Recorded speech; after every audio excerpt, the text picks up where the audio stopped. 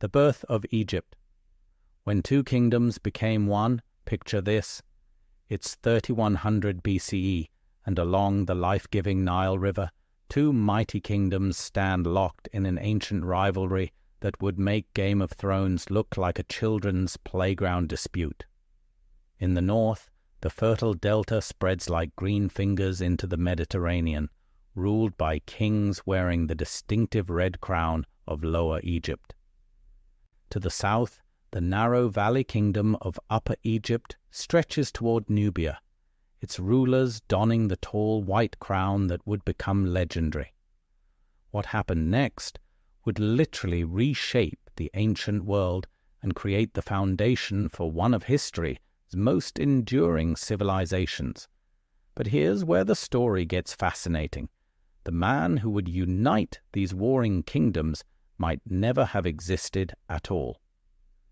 The mystery king who changed everything. Meet Nama, or perhaps Menes, as the Greeks called him centuries later. Historians still debate whether these were the same person, different names for one ruler, or entirely separate figures lost in the mists of prehistory.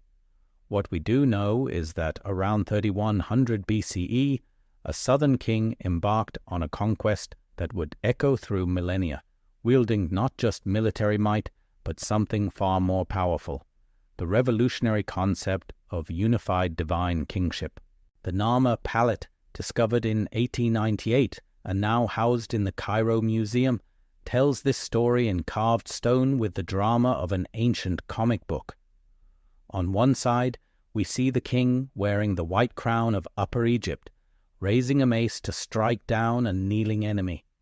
Flip it over, and there he stands triumphant, now wearing the red crown of Lower Egypt, surveying rows of decapitated enemies. It's ancient propaganda at its most visceral, but it reveals something profound. This wasn't just conquest. It was the birth of a new kind of power.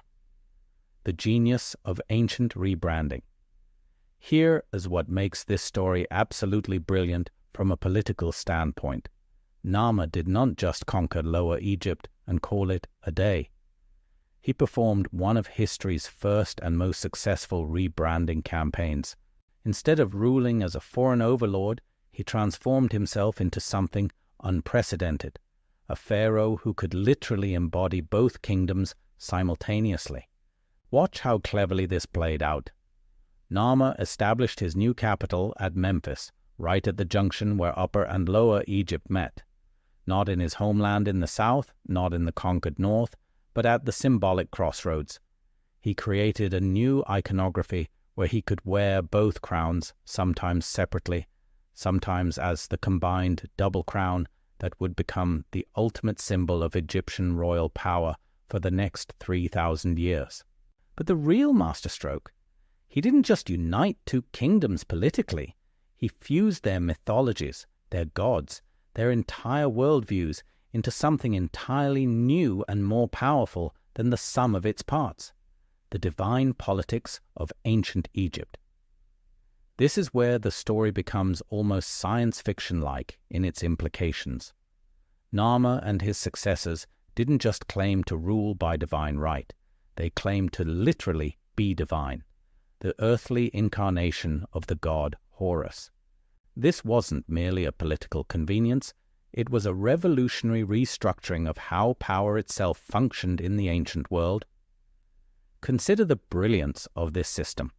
In most ancient societies, kings ruled with the god's approval. In Egypt, the king was the god. This meant that rebellion wasn't just treason, it was cosmic sacrilege.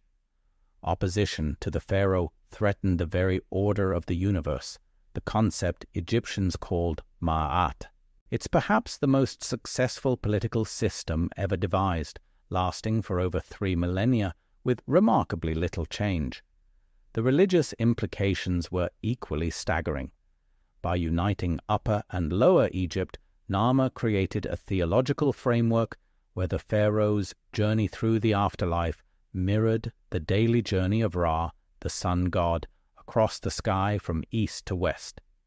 The geography became mythology, and mythology became geography, all bound together by the person of the divine king. The archaeological detective story. Here's where modern archaeology adds layers of intrigue that would make Indiana Jones jealous. But here's the twist that keeps our Egyptologists up at night. Radiocarbon dating suggests some of these tombs predate Narmer by several centuries. This has led some scholars to propose that unification wasn't a single dramatic conquest, but a gradual process spanning generations, with multiple attempts at creating a unified kingdom before Narmer finally succeeded.